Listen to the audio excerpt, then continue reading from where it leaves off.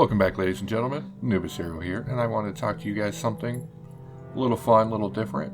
As a Pokemon fan, I wanted to take a break away from nostalgia, and I like to do a variety of videos on my channel, so today I wanted to talk about a list of my favorite mainline Pokemon games, and this also includes the remakes from least to best in my opinion.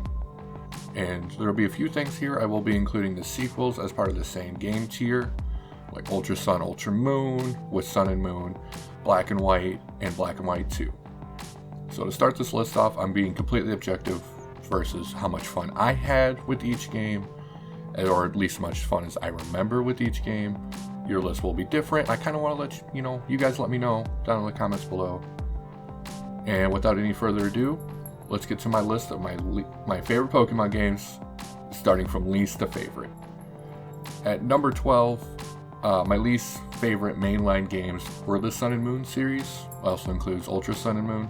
There's nothing extremely wrong with these games. I do like a lot of things about it. I did like how they were trying to keep the game fresh by incorporating like the Z moves. Some of the new Pokemon are really cool, and the setting was really nice with the Hawaiian Islands. I just feel like the story kind of holds your hand at every turn, and I did like kind of the variety of the challenges instead of like the gym battles, but to me, that was kind of the best part of the Pokemon games, was facing these strong little mini bosses as the gym leaders. I feel like if I had not got so burned out on those games pretty early, I probably would have enjoyed them more, as I am not a competitive player for battling, but I do just like completing the Pokedex and, trying to one-up my friends with my list of Pokemon. And just after Sun and Moon, I have to put the Black and White series here. And to me, the games were just very slow paced and the grind was very tedious. But for me, it was kind of putting it nicely. Gen 5 had some amazing Pokemon in it, and I love the way the world was presented to us, new story. I liked the New York setting and how different kind of climates that would happen. The negative for me at the time, we'll go from the games with this, was the fact that the seasons, I liked the idea, it's just I didn't want to mess with my DS clock a lot, and it really kind of got it going there. The Battle Frontier was a big thing for me, even though I'm not that competitive. I do like that challenge from here and there once I get a good team going and get some good stuff going on. Number 10 on my list might be the most controversial amongst the Pokemon community and fans, and that is Diamond and Pearl. So this game really changed the way we know Pokemon with the internet and the GTS system. This was great for the time, but at the time these games came out and I was playing them, I was more in high school doing music stuff, starting up bands, and this was kind of my winding down kind of time playing, and it was just kind of there because I like Pokemon.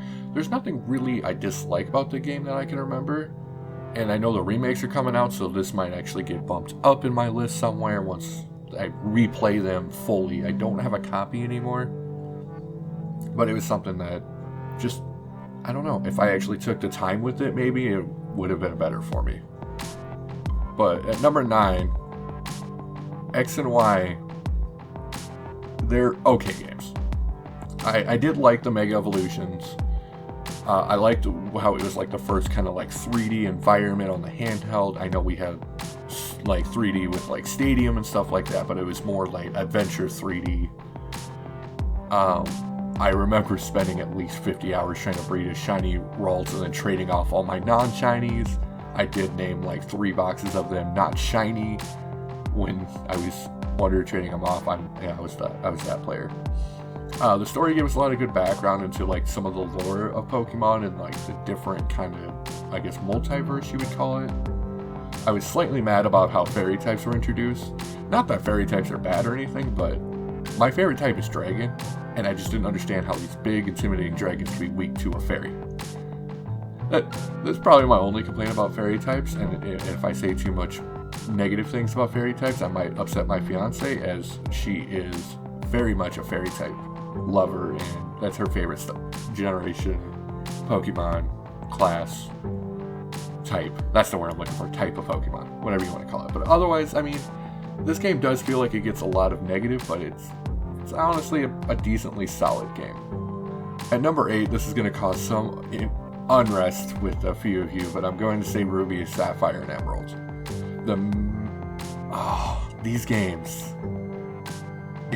Back in the day, this was before we had like strong internet connections, and just I didn't have the guide for it. I just felt really dumb trying to play them. And we did have internet, but I had dial-up internet. And for those of you who are too young to know, dial-up, well, it was slow and it sounded like your computer was dying and screaming for its life when it was trying to connect to the internet. And the internet back then was really hard to use fastly, and when I found guides online, I'd have to handwrite them out because we had a printer, but ink was still really expensive, and I didn't really have permission to do an 80-page walkthrough of the game. And, I was a kid. I'd have to ask my parents if I could print out 80 pages for a Pokemon game. Like, that was obscene. Outside of the games being confusing as a kid, they do, they have some great aspects to them, and I would still highly recommend playing them at least once. Even now, I mean, we have the internet. If you get lost, there's a guide that'll tell you how to do every little detail. At number 7, I want to talk about the original games remastered, Let's Go Pikachu and Let's Go Eevee. These games were fun. I did like seeing the Pokemon in the overworld, to avoid the random counters. It was great for shiny hunting, because you could see that they were shiny. I did like, going through Kanto again on my Switch. I had the nice, better graphics. It was kind of cool. I did like the fact I spent way too long trying to catch a shiny Dratini. It'd be just ridiculously hard to find. My biggest complaint about these games was I was never really a fan of the Pokemon Go. I thought it was a great idea, and I liked the idea that people were going out and active, and it kind of brought a new generation of people into Pokemon. But I did not like the tossing it and hitting it just right. That kind of threw me off. And I mean, it's honestly a fun game when I can just, if I just want to chill on my couch, kind of shut my brain off and run through something I've played hundreds of times. It's just not so nice when I accidentally throw my Joy-Con at my through my TV or at it, and it's kind of ranked up high up here for the pure nostalgia factor and the little tweak to the overworld. At number 6, I'm going to be putting the original games here, Pokemon Red, Blue, and this does include Yellow. These games were part of the boom, and man, did I get hit hard with that boom. I loved these games as a kid, using my slow dial-up internet to look up the missing no glitch and how to duplicate so many items. I remember resetting my playthrough so many times just so I could beat the game with each different starter. Looking at it now, it did not age well in the slightest. Guys, this is rough. If you wanted to experience it like we did in the late 90s, early 2000s, just so you say you have, great. Outside of that, you're better off doing the Fire Emblem, or Fire Red and Leaf Green, not Fire Emblem. That's a completely different Nintendo series. Anyways, we're at the top 5, and this is where things get really hard to place, and this was not an easy positioning. But the one I am going to put here is the Omega Ruby and Alpha Sapphire. I really did enjoy these games. It was like having a part of my childhood with the nicer graphics, the power, fast internet, be able to look up everything. Understanding I had to go here, then go back to here, to go to here. It was so much more convenient. And just having these updated graphics, newer Pokemon, everything just looks so nice. And honestly, guys, if the Emerald, Ruby, Sapphire are too much for you, at least play the Omega series. They did bring in the Mega Evolutions, which is fine. If you're not into that, you don't have to use it, but it was still a cool aspect, and honestly, I think it's really true to the main story game. At number 4, this might sting for some of the Kanto lovers, but this spot goes to the Fire Red and Leaf Green series. These games are fantastic. They fixed a lot of the problems from the first games, and it gives you a solid experience for fans to play through Kanto, either for the first time or for the 100th time. I do love the first generation. That's pure nostalgia. I was part of that Pokemon boom in 1999, and the problem with it is when they did the remakes at the time, it was hard for me to imagine having different generations of Pokemon in Kanto. But it was nice to experience it. The game's going through again, and nice story with it. Just, yeah. At number 3 is going to be the newest Pokemon games out. As of recording this video, I understand that the Legends Arceus and the Ruby and Sapphire remakes have been announced, but I do have to put Sword and Shield here. And holy crap, there are a lot of people that have said, like, this is the worst game. I think it's fantastic. I absolutely love these games. I love that they keep trying to keep it fresh by using, like, Gigamax. And, you know, you have certain Pokemon that have special Gigamax forms. And I love a lot of the new generation of Pokemon they added. And when they came out with the teaser and we saw the starters, I instantly fell in love with Grookey. Normally, I am a fire starter main. Like, that's pretty much it. Fire, then water, then grass. And, I don't know. Something about Grookey. I named him Sun Wukong. Mythology joke there. And, I mean, they incorporated some of the best Pokemon. Like, Dragapult is my favorite Pokemon of this new set. I think it's so cool. I like his ability where he shoots the little guys out of him. It's just fantastic. And I mean, I love Grookey so much. Like, I have a keyboard mat that's Grookey. My Switch has Grookey stickers all over it. Anyways, I'm going too much about Grookey. The story was actually kind of interesting and pretty solid for me. I really did enjoy the wild area, incorporating the fact that you connect to the online server. You can see people running around trying to hatch their Pokemon eggs and breeding, and then you can go do a little camping area. I wasn't too much of a fan of the camping and the cooking of the curry, but I really did enjoy the fact they're trying to keep it fresh and kind of expand on the Pokemon series. And at number 2, if you've been keeping track and you know your Pokemon games, this is going to be no surprise. And this is the Gen 2 game, and it's going to be the original Gen 2 of Silver and Gold. Well, and Crystal.